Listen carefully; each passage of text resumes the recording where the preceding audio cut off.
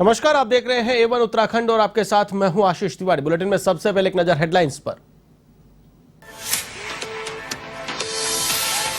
पूर्व प्रधानमंत्री अटल बिहारी वाजपेयी की चौथी पुण्यतिथि। देहरादून में सीएम धामी ने पुष्प अर्पित कर दी श्रद्धांजलि। कहा वे भारत के ही नहीं बल्कि विश्व के एक महान नेता थे।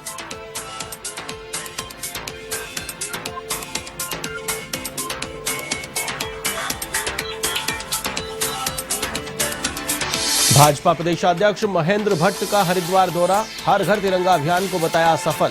तो जगत गुरु शंकराचार्य राज राजेश्वराश्रम से लिया आशीर्वाद।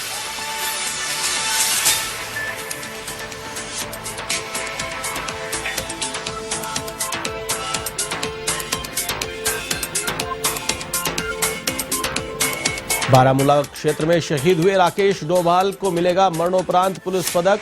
शहीद के परिजनों ने घोषणा का किया स्वागत। बेटी बोली, पिता की तरह सेना में जाकर करेंगी देश की सेवा।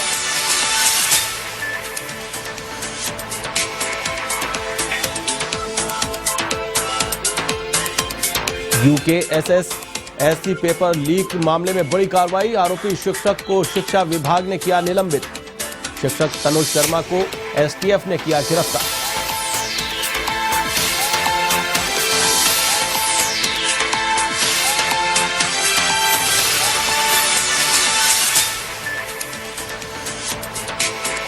नैनीताल के होटल में महिला पर्यटक का वीडियो बनाने का मामला। पुलिस ने हिरासत में लेकर कर्मचारी से की पूछताछ। मामले की जांच जारी।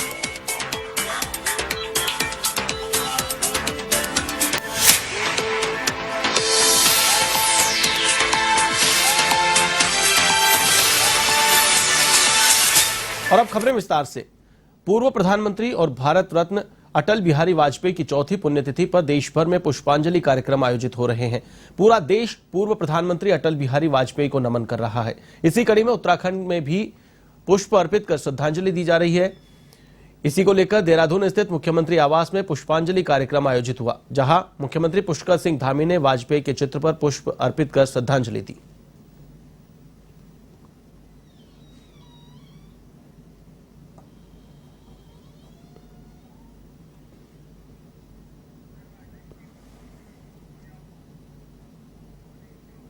दूसरी बार मुख्यमंत्री बनने के बाद पहली बार मुख्यमंत्री पुष्कर सिंह धामी कल कोटद्वार पहुंचेंगे, जहां 19 अगस्त से शुरू हो रही अग्निपथ भर्ती योजना में शामिल होने वाले युवाओं के लिए निःशुल्क रहने और खाने की व्यवस्था का सीएम उद्घाटन करेंगे।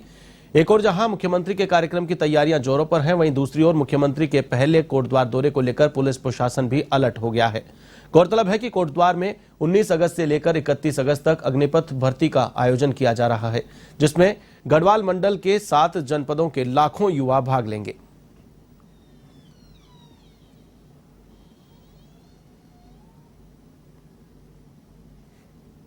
सीएम साहब स्टेट के सबसे इम्पोर्टेंट पर्सन हैं, उनका विजिट कल कोटद्वार में होना है, तो हमने प्रॉपर जो उनका ड्यूटी स्पॉट जिन स्पॉट पे सर का प्रोग्राम होना है उस हिसाब से प्रॉपर ड्यूटी चार्ट बनाया हुआ है। बाकी जो उससे संबंधित जो अदर हमको जानकारियाँ सतर्कताएं बरतनी, वो हमारा काम लगातार चल रहा है। अगर रूट की बात, अभी चूँकि वो एग्जैक्ट प्रोग्राम कहाँ से कहाँ तक का ये अभी हमको नहीं पहुँच पाया है। अगर ऐसा कुछ डाइवर्जन की ज़रूरत पड़ी तो हम कोशिश करेंगे कि जनता को कम से कम असुविधा हो, इस हिसाब से डाइवर्जन प्लान शुरू किए जाएंगे। खबर उत्तराखंड के लालकुआं से है, जहां आजादी के अमृत महोत्सव पर देश की एकता और अखंडता को लेकर विगत कई महीनों से साइकिल यात्रा पर निकले इंदिरा नगर निवासी राजेश जोशी का क्षेत्रवासियों ने भव्य स्वागत किया। दरअसल राजेश जोशी ने हिमाचल प्रदेश, जम्मू कश्मीर, लद्दाख, कारगिल, पाकिस्तान बॉर्डर सहित भारत के अंतिम गांव तक साइकिल से यात्रा की, जिसके बाद आजादी के पर्व स्वतंत्रता दिवस के मौके पर वापस राजेश जोशी लालकुआं पहुंच गए। इस दौरान क्षेत्रवासियों के स्वागत करने पर राजेश जोशी ने उनका आभार जताया। वहीं उन्होंने शहीद स्मारक पर अमर शहीदों को नमन करते हुए पुष्प चक्र अर्पित किया। इसके बाद युवाओं ने रैली निकाली। वहीं राजेश जोशी ने बताया कि उन्होंने अपनी यात्रा चंडीगढ़ से शुरू की थी, जिसके बाद हिम्मत और हौसले के साथ आगे बढ़ते रहे। मेरा नाम है राजेश जोशी, बिंदु खत्ता का रहने वाला हूँ, नैनीताल जिला उत्तराखंड। मैं गया था यहाँ से चंडीगढ़ में ट्रेन से गया था अपनी साइकिल लेकर के। चंडीगढ़ से मैंने अपनी यात्रा शुरू की। चंडीगढ़ से होते हुए हिमाचल, मनाली से अपना रोहतांग पास होते हुए, अटल टनल होते हुए उसके बाद सरचू, जिस्पा, उसके बाद फिर जितने भी पास थे खारदुंगला, लाचुंगला, तांगलांगला, सारे पास करते हुए 4,000 मीटर से 5,000 मीटर, 5,000 से 5800 करते हुए मैं पहुंचा इंडिया के लास्ट विलेज थांग में, जहां की फरनू और थांग 2 विलेज हैं जो इंडिया और पाकिस्तान में है। एक ही मतलब किसी का बाप इंडिया में है तो किसी का बेटा पाकिस्तान में है। कश्मीर में मुझे बहुत दिक्कत आई जब मैं नदियों को जाने जाता तो बहुत से लोग मेरे पीछे पीछे आ रहे थे, गालियां तक दे रहे थे इंडिया को, तो इस वजह से मैं कश्मीर में रुका भी नहीं ज़्यादा। सबसे ज़्यादा दिक्कत कश्मीर में आई। बीजेपी प्रदेशाध्यक्ष महेंद्र भट्ट हरिद्वार दौरे पर हैं, जहां उन्होंने कनखल स्थित जगतगुरु आश्रम में जगतगुरु शंकराचार्य राजेश्वराश्रम से आशीर्वाद लिया। वहीं भाजपा कार्यकर्ताओं ने प्रदेशाध्यक्ष का स्वागत किया। इस दौरान महेंद्र भट्ट ने कांग्रेस पर निशाना साधते हुए कहा कि कुछ लोगों द्वारा कहा गया था कि तिरंगा खरीदने के लिए लोगों के पास पैसे नहीं है। उन्हें प्रदेश की जनता ने हर घर तिरंगा फहराकर मुंह तोड़ जवाब दिया है।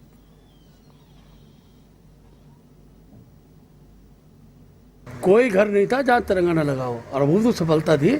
अब तो हम जनता से आग्रह कर रहे हैं कि आज और कल की तारीख में उस तिरंगे को बहुत सुरक्षित ढंग से और उसको ठीक स्थान पर अपने जो आपका देवस्थल है वहाँ पर आप उसको सुरक्षित रखें और भविष्य में फिर दोबारा लगेगा। नहीं, मेरे बयान का असर कोई विशेष रूप में नहीं, हमने सबके लिए कहा है।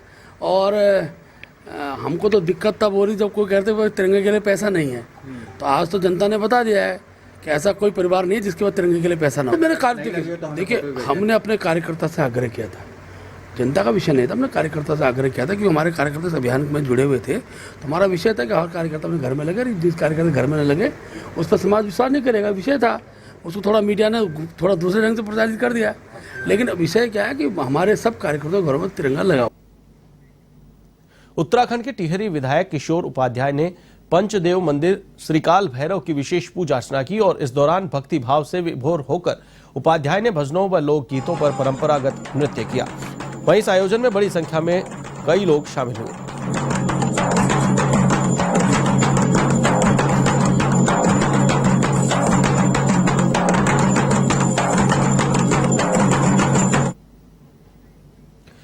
देहरादून यूकेएसएसएससी पेपर लीक मामले में बड़ी कार्रवाई की गई है। आरोपी शिक्षक को शिक्षा विभाग ने निलंबित कर दिया है। मंडलीय अपर निदेशक महावीर बिष्ट ने इस संबंध में आदेश जारी किए हैं। उत्तरकाशी के व्यायाम शिक्षक तनुज शर्मा को एसटीएफ ने गिरफ्तार कर लिया है।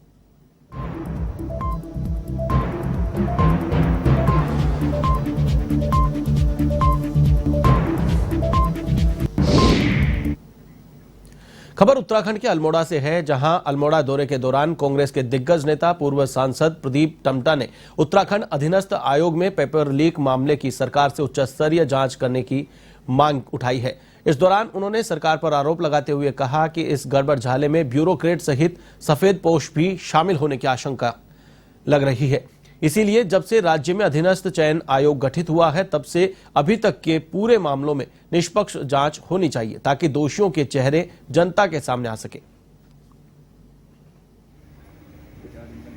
अगर किसी से कह दो कि तिरंगा, लेकिन इस समय हम तिरंगे को नहीं फहराए, हम नेशनल फ्लैग को फहराए।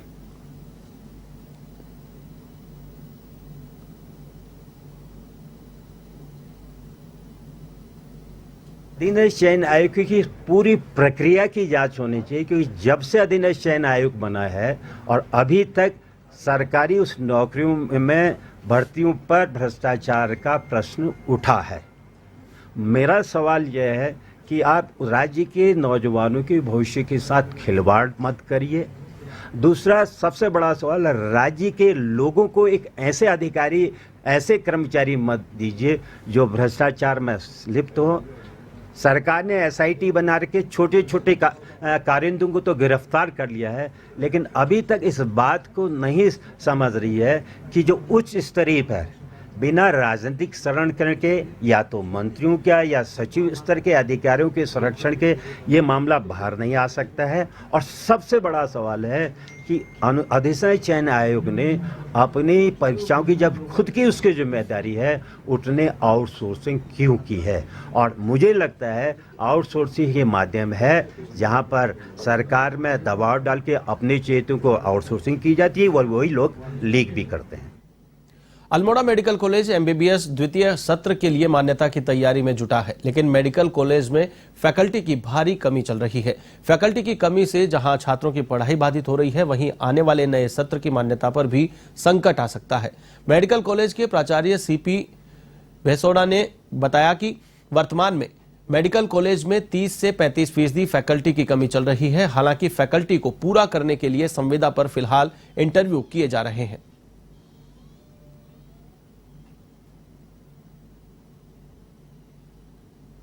मेडिकल कॉलेज में जो फैकल्टी है, फैकल्टी की अभी कुछ डिफिशिएंसी तो है अभी, तो उसके लिए हम प्रयासरत हैं और हर महीने जो है संविदा पे जो है यहाँ पे इंटरव्यू हो रहे हैं। तो उसमें जो है वाइस चांसलर उसके अध्यक्ष होते हैं। वाइस चांसलर की अध्यक्षता में डीजीएमई और प्रिंसिपल जो है एक कमेटी बनी हुई है, तो वो हर महीने जो है एक तो वॉकिंग इंटरव्यू हो रहे हैं, दूसरा जो है अभी उत्तराखंड गवर्नमेंट ने जो है ये कर दिए हैं रेगुलर फैकल्टी के भी रेगुलर जो असिस्टेंट प्रोफेसर हैं तो उनके अपॉइंटमेंट भी हो रहे हैं, जो कि अभी इसी महीने 16 अगस्त से शायद 16-17 अगस्त से फिर वो स्टार्ट होने वाले हैं। तो उससे फिर काफ़ी हद तक जो है जो असिस्टेंट प्रोफेसर की कमी है वो रेगुलर है, रेगुलर अपॉइंटमेंट भी हो रहे हैं साथ साथ में। खबर उत्तराखंड के अल्मोड़ा से है, जहां मानसून में जंगलों में शिकारियों के घुसपैठ का खतरा बढ़ जाता है। ऐसे में वन विभाग भी सतर्क हो जाता है, जिसके चलते मानसून गश्त और बढ़ा दी जाती है ताकि कोई भी शिकारी जंगल में प्रवेश ना कर सके और वन्य जीवों को किसी प्रकार की हानि ना हो सके। इसी के चलते अल्मोड़ा वन प्रभाग डीएफओ महातिम यादव के निर्देशन पर वन विभाग के अधिकारियों ने जंगल में फ्लैग मार्च निकाला और साथ ही जंगल से सटे ग्रामीणों से जंगल में ना जाने की अपील भी की। जम्मू कश्मीर के बारामूला क्षेत्र में दुश्मनों से लोहा लेते हुए शहीद हुए राकेश डोभाल को मरणोपरांत वीरता के लिए पुलिस पदक देने की घोषणा हुई है। सेना की ओर से शहीद राकेश डोभाल के परिवार को यह सूचना दे दी गई है। शहीद के परिजनों ने इस घोषणा का स्वागत करते हुए इस पदक को बेटे की शहादत का सम्मान बताया है। शहीद राकेश डोभाल की बेटी ने इस सम्मान पर गर्व महसूस किया है और बेटी का कहना है कि वह भी अपने पिता की तरह सेना में जाकर देश की सेवा करना चाहती है। मेरे पिता शहीद राकेश डोभाल जी को देश के लिए अपना बलिदान दिया है। माननीय राष्ट्रपति के द्वारा हमारे परिवार को वीरता का पुरस्कार मिलेगा। मैं एक छोटा सा मैसेज देना चाहूँगी। 15 अगस्त के आज़ादी के 75वें अमृत महोत्सव को जिन्होंने अपना बलिदान इस देश के लिए किया है उनको मैं नमन करूंगी और उनके परिवार को जय हिंद बोलूँगी और आगे जाके मुझे भी मेरे पापा की तरह देश की सेवा करने का मौका मिले। रामनगर में निवारण सेवा समिति द्वारा कूड़ा निस्तारण को लेकर किए गए उत्कृष्ट कार्य के चलते प्रदेश सरकार ने रामनगर नगरपालिका को तृतीय स्थान देकर सम्मानित किया, तो वहीं कुमाऊं में नगरपालिका ने इस क्षेत्र में प्रथम स्थान प्राप्त किया है। समिति द्वारा किए गए इस कार्य पर नगरपालिका अध्यक्ष हाजी मोहम्मद अकरम ने निवारण सेवा समिति को प्रशस्ति पत्र और स्मृति चिन्ह देकर सम्मानित किया।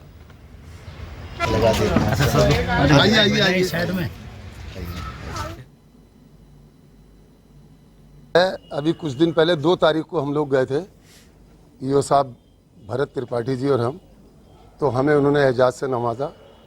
मुख्यमंत्री थे, सतपाल महाराज जी थे और सचिव थे, उन्होंने हमें वहाँ नवाजा, सर्टिफिकेट दिया।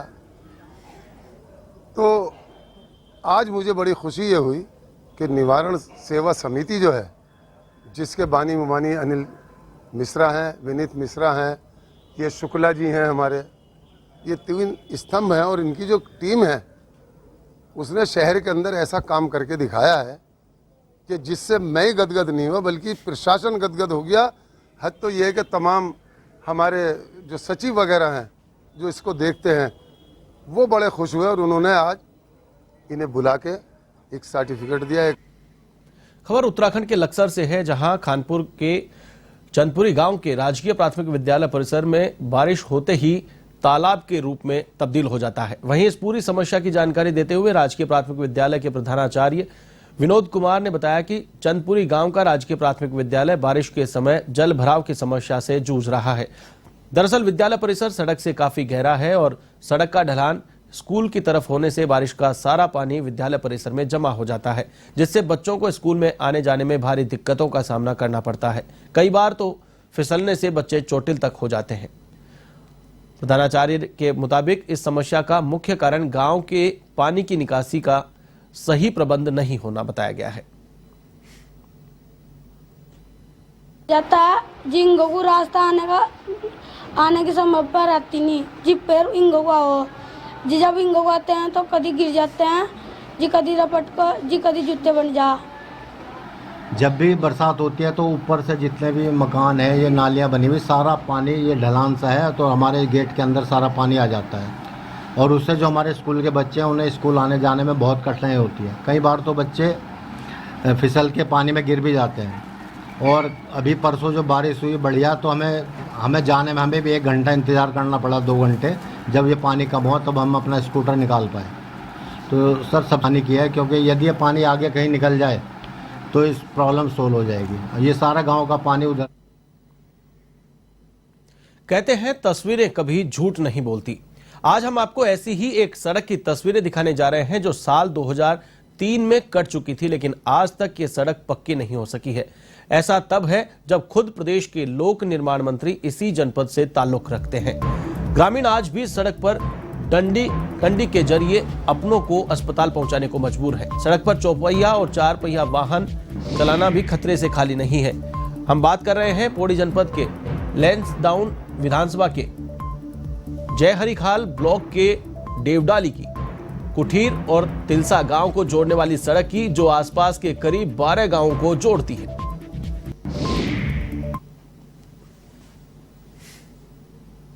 स्कूल आने जाने में बहुत दिक्कत होती है। सतपुली की साइड की रोड भी ऐसी है और ये गुमखाल की साइड की भी रोड ऐसी है, तो हमें बहुत दिक्कत होती है। स्कूल जाने में हम जोखिम में जाके तो हम स्कूल जाते हैं तो हमें बहुत परेशानी होती है।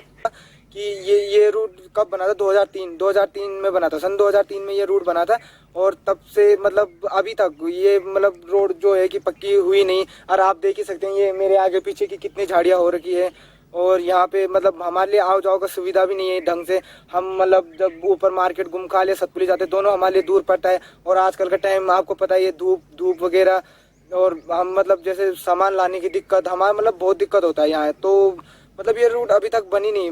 उस रोड के संबंध में अधिशासी अभियंता PWD को पत्र लिखा है कि उस सड़क पे आज भी इतनी दूर उस सड़क की हालत है। उस सड़क पे जो है इतना लाखों करोड़ों रुपए लगने के बावजूद भी वो उस सड़क आज वाहन जाने लायक नहीं बन पाई है।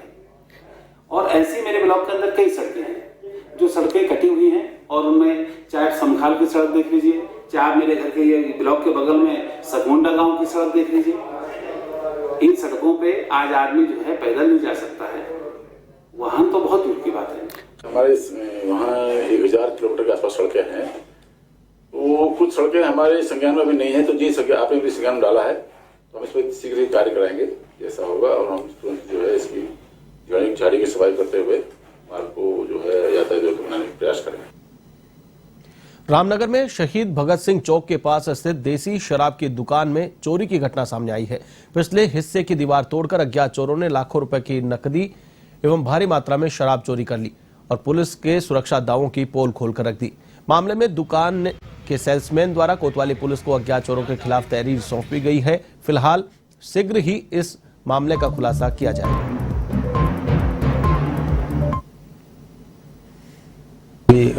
एक सेल्समैन के द्वारा एक तहरीर प्राप्त हुई है कि उसकी दुकान में अज्ञात चोरों द्वारा गले में रखती कुछ नकदी और कुछ वाइन की बोतलें और कुछ सामान चोरी कर लिया गया है। तहरीर के आधार पर मुकदमा दर्ज कर दिया है, बेचना की जा रही है। बुलेटिन में फिलहाल के लिए बस इतना ही। मुझे दीजिए इजाजत। देश और दुनिया की तमाम खबरों के लिए आप देखते रहिए A1 TV। नमस्कार।